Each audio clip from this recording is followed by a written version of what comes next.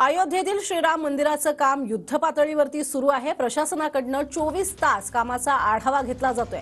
मंदिर परिसरामध्ये मोठी सुरक्षा व्यवस्था तैनात करण्यात आली आहे। जुन्या मंदिरातील श्रीरामाचं दर्शन घेण्यासाठी आतापासूनच भाविकांची मोठी गर्दी पाहायला मिळते।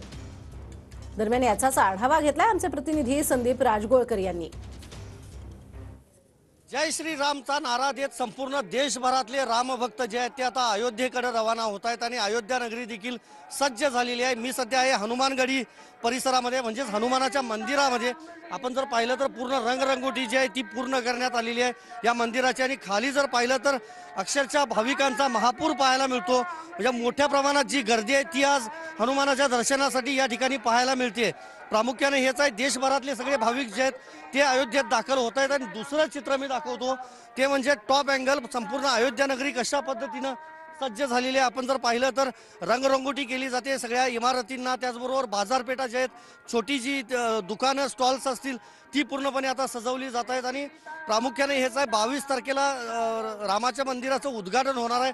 त्या उद्घाटनापूर्वी जय्यत अशी तयारी जी आहे ती प्रशासनाकडून करण्यात येते। सुरक्षा व्यवस्था जी आहे ती आत्तापासूनच अलर्ट मोडवर देखील पाहायला मिळते। त्यामुळं अयोध्या नगरी ही आता पूर्णपणे सज्ज झालेली आहे।